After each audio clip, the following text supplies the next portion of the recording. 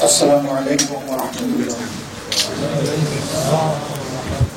الحمد لله رب العالمين والصلاة والسلام على رسوله الكريم وعلى آله وصحبه وأهله أجمعين. বাংলাদেশ জামাত ইসলামী কেন্দ্রীয় মজলিসে শুরার আজকের এই অধিবেশন এমন একটি সময়ে অনুষ্ঠিত হতে যাচ্ছে যখন আমাদের প্রিয় জন্মভূমি এবছরের 5 আগস্ট একটি কাঙ্ক্ষিত পরিবর্তন উপহার হয়েছে। আমি আমার বক্তব্যের সূচনায় আরেকবার এই পরিবর্তনের মূল কারিগর নায়ক, দেশে বিদেশে অংশগ্রহণকারী পরিবর্তনের সহযোদ্ধা, বিশেষভাবে যারা তাদের মূল্যবান জীবন জাতিকে এমন একটি কাঙ্ক্ষিত পরিবর্তন এনে দেওয়ার জন্য উৎসর্গ করেছেন, আমি তাদের প্রতি গভীর শ্রদ্ধা জ্ঞাপন করছি। মহান রবের দরবারে দোয়া করছি আল্লাহ তাদেরকে শহীদ হিসাবে কবুল করুন। অসংখ্য সহকর্মী ভাই বোন, দেশের নাগরিক, বিশেষ করে যুব সমাজের সদস্যবৃন্দা, তারা গুরুতর আঘাতপ্রাপ্ত হয়ে অনেকে পঙ্গু হয়ে পড়েছেন, অনেকে মেরুদণ্ড আঘাত পেয়ে হাসপাতালের বেডে অবশ হয়ে পড়ে আছে, অনেকে চোখ হারিয়েছেন, হাত হারিয়েছেন, পা হারিয়েছেন। এরকম সকল আঘাতপ্রাপ্ত এবং কষ্ট নিয়ে যারা বেঁচে আছেন তাদের প্রতি শ্রদ্ধা নিবেদন করার পাশাপাশি মহান রবের দরবারে দোয়া করে আল্লাহ তাদেরকে সুস্থতা নিয়ে আমল দান করুন। শহীদ পরিবারের সম্মানিত, গর্বিত, মর্যাদাবান সদস্যদের প্রতি আমরা গভীর সহানুভূতি এবং শ্রদ্ধা জ্ঞাপন করছি। দেশের ভিতরে আমাদের আন্দোলনকামী জনগণের পাশাপাশি বিদেশের মাটিতে আন্দোলন করতে গিয়ে অনেকে জেল জুলুম হয়রানির শিকার হয়েছে এবং এখনো কোনো কোনো দেশের কারাগারে আমাদের নাগরিকেরা বন্দী হয়ে আছে। আমরা সরকারকে অনুরোধ করব দ্রুততম সময়ের ভিতরে আমাদের মিশনগুলোকে কার্যকর করে এবং সরাসরি ঢাকা থেকে সংশ্লিষ্ট দেশের সরকারের সাথে যোগাযোগ করে তাদের মুক্তির ব্যবস্থা করা, তাদেরকে তাদের কাজে পুনর্বাসন করা এবং দেশে ফিরিয়ে আনতে হলে সম্মানের সাথে ফিরিয়ে আনার দায়িত্বপূর্ণ সরকার পালন করে। আমরা গভীর বেদনার সাথে লক্ষ্য করেছি গত 15.5 বৎসর টানা এই জাতির এক এক করে সব অধিকার হরণ করা হয়েছিল। বাঁচার অধিকার, ন্যায় বিচার পাওয়ার অধিকার, মত প্রকাশের অধিকার, কথা বলার অধিকার, সর্বোপরি তার নিজের মূল্যবান ভোটটি পছন্দের দল এবং প্রার্থীকে দেওয়ার অধিকার সবগুলোই কেড়ে নেওয়া হয়েছিল। অনেক প্রতিভাবান মানুষকে রাষ্ট্রের বিভিন্ন গুরুত্বপূর্ণ দায়িত্ব থেকে জোর করে অবসরে পাঠানো হয়েছে, কাউকে কাউকে ওএসডি করে রাখা হয়েছে। এই সংখ্যা শত নয়, হাজারের ছিল। আবার আন্দোলনের পক্ষে থাকার কারণে বিরোধী দলের অসংখ্য নেতাকর্মীকে ঠান্ডা মাথায় খুন করা হয়েছে।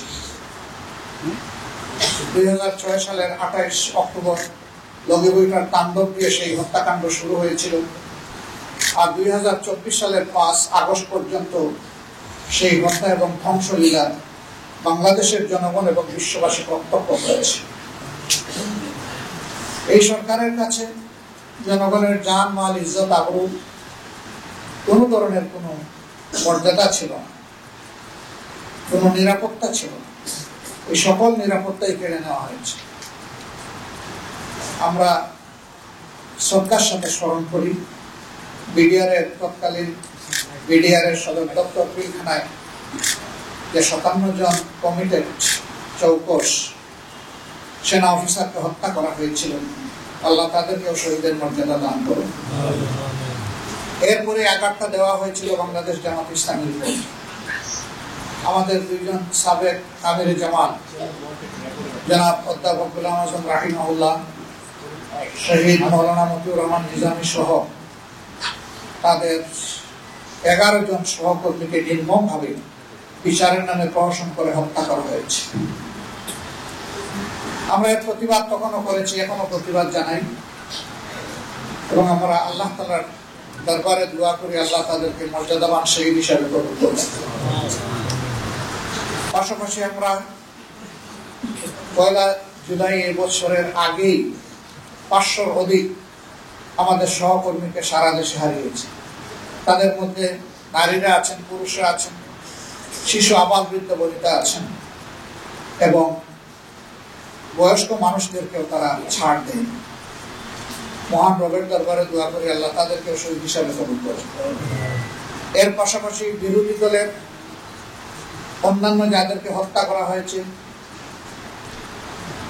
একই অবস্থা তাদের ক্ষেত্রে ছিল, যদিও নেতৃত্বের ক্ষতিটা সবচেয়ে বেশি হয়েছে বাংলাদেশ জামাত ইসলামী। এই ক্ষতিটা অন্য কোনো দলের হয়নি। আমরা এরকম নির্যাতনের শিকার হয়ে স্বৈর শাসকের হাতে দুনিয়া থেকে যারা বিদায় নিয়েছেন তাদের আত্মার মাগফিরাত কামনা করছি, এবং আল্লাহ তাআলার দরবারে তাদেরও শাহাদাত কামনা করছি। আমাদের দলের বাইরেও যারা পঙ্গু হয়েছেন, আহত হয়েছেন, ক্ষতবিক্ষত হয়েছেন, বিভিন্নভাবে ক্ষতিগ্রস্ত হয়েছেন, তাদের জন্য মহান দরবারে কল্যাণের দোয়া করছি। অসংখ্য আলিম উলামা যাদের উপরে আঘাত দেওয়া হয়েছিল মূলত 13 সালে 5ই মে শাপলা চত্বরকে কেন্দ্র করে একটা শান্তিপূর্ণ সমাবেশে রাতের অন্ধকারে কিভাবে ঝাঁপিয়ে পড়া হয়েছিল তার সাক্ষী এদেশের জনমানুষ এবং বিশ্ববাসী। কতজন মানুষকে সেদিন খুন করা হয়েছিল তার হদিস আজও পাওয়া যায়। কোথায় তাদেরকে নিয়ে গায়েব করা হয়েছে লাশগুলো তাদের পরিবার তা জানতে পারে। এরপরে আবার 21 সালে একই তাণ্ডব অসংখ্য আলিম উলামা হেফাজতের নেতৃবৃন্দের উপরে চালানো হয়েছিল। হাজার হাজার মামলা দিয়ে লক্ষ লক্ষ মানুষকে জেলে নেওয়া হয়েছে। কার্যত আমাদের বাড়িঘর জেলেই পরিণত হয়েছিল। জেলের ভিতরেও জেল, বাইরেও জেল, গোটা দেশটাই একটা কারাগারে পরিণত হয়েছিল। অনেক বিবেকবান নিরীহ মানুষ এই তাণ্ডবের কারণে তখন দেশ ছেড়ে ভিন্ন দেশে তারা ঠিকানা খুঁজতে বাধ্য হয়েছিল। অনেক প্রতিভাবান সাংবাদিক তাদের বিবেকের জায়গা থেকে রিপোর্ট করার কারণে দেশে তারা নিরাপদ থাকতে পারেনি বলে অনেককে দেশ ছেড়ে চলে যেতে হয়েছে। 13 সালে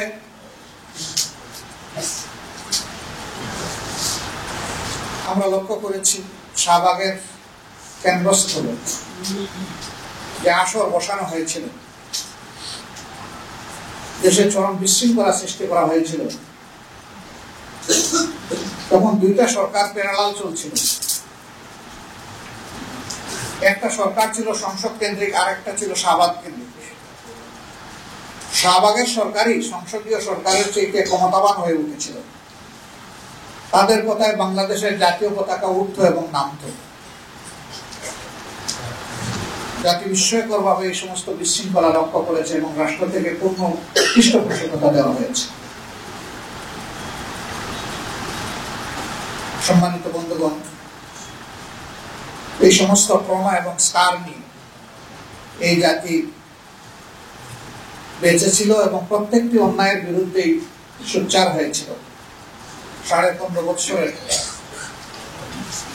এই জগদ্দল পাথর আল্লাহ রাব্বুল আলামিন আমাদের সন্তান তৈরি ছাত্রছাত্রী যুব সমাজের মাধ্যমে 1 বছরের 5 আগস্ট সরিয়ে দিয়েছে। কিন্তু এই সরিয়ে দেওয়াটাও খুব সুখের ছিল না। কম বেশি 2000 আদম সন্তানকে এই দেশের নির্মমভাবে খুন করা হয়েছে। স্থল থেকে খুন করা হয়েছে, আকাশ থেকেও গুলি করে খুন করা হয়েছে। এই জন্য জাতির বিরুদ্ধে সরকারের যুদ্ধ ছিল। আমরাও তাদের সকলের প্রতি গভীর শ্রদ্ধা নিবেদন করছি আরেকবার। তাদের সীমাহীন ত্যাগের বিনিময়ে আজকের এই বাংলাদেশ, নতুন বাংলাদেশ। সুতরাং এই জাতিকে তাদের রক্তের প্রতি শ্রদ্ধাশীল থাকতে হবে এবং ঋণ পরিশোধে যত্নশীল হতে হবে। আমরা প্রতিশ্রুতিবদ্ধ আমরা আমাদের সন্তানদের, নাগরিকদের এই লক্ষ্য, এর মর্যাদা আমরা দিতে চাই।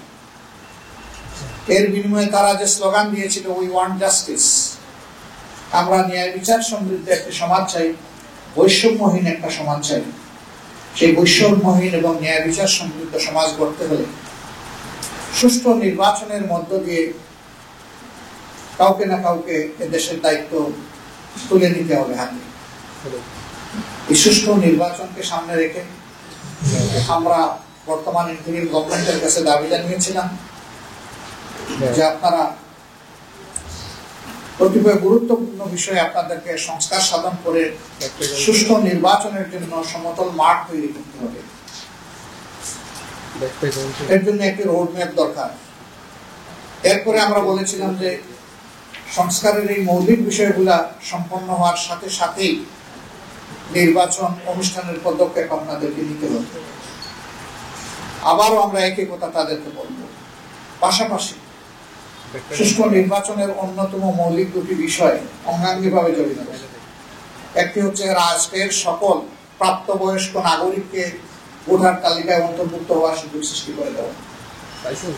দ্বিতীয়টি হচ্ছে বিগত সরকার জুলুম করে বহু জায়গায় তৎকালীন বিরোধী দলে যারা ছিলেন তাদের এলাকাগুলোকে টার্গেট করে আসন সংখ্যা কমিয়ে দিয়েছে, আসন পুনর্বিন্যাসের নামে জুলুম করেছে। এগুলাকে আবার পুনর্বিন্যাস করা লাগবে বিবেক এবং বাস্তবতার আলো। এই ভোটার তালিকায় আমরা নিশ্চয়ই সবাই একমত হব। গত 3টি ভোট পর পর কোনো ভোটই না হওয়ার কারণে এদেশের মানুষ ভোটের প্রতি তাদের আস্থা হারিয়ে ফেলেছিল। অসংখ্য যুবক যুবতীর বয়স হয়েছে ভোট দেওয়ার, কিন্তু তারা ভোটার হওয়ার আগ্রহী তারা অন্তরে ধারণ করত না। যে যুব সমাজের মাধ্যমে এই পরিবর্তন এসেছে, তাদের প্রতিটা ব্যক্তিকে এবার ভোটার তালিকায় অন্তর্ভুক্ত করতে হবে এবং তার জন্য প্রয়োজন হচ্ছে বাড়ি বাড়ি গিয়ে এই ভোটার তালিকা হালনাগাদ করা। এর জন্য যৌক্তিক যে সময় লাগবে সেটা অবশ্যই সরকারকে আমরা দেওয়ার পক্ষে। আমরা বিলম্বিত বা দীর্ঘায়িত সময় নয়, যৌক্তিক সময়টাই দিতে চাই। পাশাপাশি এবারকার এই যুদ্ধটা ফ্যাসিস্ট সরকারের বিরুদ্ধে শুধু দেশবাসী করে নাই, প্রবাসে আমাদের যে সমস্ত নাগরিকরা আছেন তারা সমান তালে আমাদের সাথে যুদ্ধ করেছে। আমরা তাদের প্রতি শ্রদ্ধাশীল। তাদেরকেও ভোটার তালিকায় অন্তর্ভুক্ত করতে হবে। তাদেরকে ভোটার তালিকায় অন্তর্ভুক্ত করার উদ্যোগ সংশ্লিষ্ট দেশের এমবেসির মাধ্যমে সরকারকে গ্রহণ করতে হবে। কেউ যদি দেশে এসে করতে চাইবেন, শুধু ভোটার তালিকায় অন্তর্ভুক্ত হওয়ার জন্য একজন নাগরিকের দেশে আসার প্রয়োজন নেই। বর্তমান আধুনিক প্রযুক্তির যুগে ওখানে থেকেই এটা সম্ভব। আমরা এও দাবি জানাই তাদেরকে যেন ভোটার তালিকা অন্তর্ভুক্ত করেই আগামী নির্বাচন সম্পন্ন করা হয়। প্রিয় দেশবাসী, দেশ যখন এই পরিবর্তনের পরে একটা ইতিবাচক ধারায় আগাচ্ছে, তখন আমরা লক্ষ্য করছি যে এই দেশকে অশান্ত করার জন্য পতিত স্বৈরাচার এবং তাদের দূষণ দেশে বিদেশে তারা মাথা ছাড়া দিয়ে উঠেছে এবং তারা অনেকগুলা দুর্ঘটনা ঘটিয়ে এই সমাজকে অস্থির করতে চায়, অস্থিতিশীল করতে চায়। আলহামদুলিল্লাহ, বাংলাদেশের বিচক্ষণ দেশপ্রেমিক জনগণ ইতিমধ্যেই তাদের ফাঁদ বুঝতে পেরে তাদেরকে ব্যর্থ করে দিয়েছে। তাদের ষড়যন্ত্র আল্লাহ তাআলা ব্যর্থ করেছেন, এই জন্য আল্লাহর দরবারে শুকরিয়া দেন। তাদের এই অপপ্রয়াস জাতিকে আরেকবার মজবুত ভাবে ঐক্যবদ্ধ করে দিয়েছে। আমাদের প্রতিপক্ষ যদি এটা বুঝতে পারে যে এই দেশের মানুষ আর কারো কাছে অসহায়ভাবে আত্মসমর্পণ করবে না এবং কোনো চোখ রাঙ্গানিকে পরোয়া করবে না, তাহলে তাদের জন্য এবং আমাদের জন্য কল্যাণকর। আমরা একটা সুন্দর, শান্তিপূর্ণ, মানবিক দেশ চাই। আমরা একটা দুর্নীতিমুক্ত দেশ চাই। আমরা একটা জাস্ট সোসাইটি চাই, সুবিচারপূর্ণ একটা সোসাইটি চাই এবং আমরা আমাদের যুবকদেরকে এদেশের উন্নয়নের কারিগর হিসেবে আমরা প্রতিষ্ঠিত করতে চাই।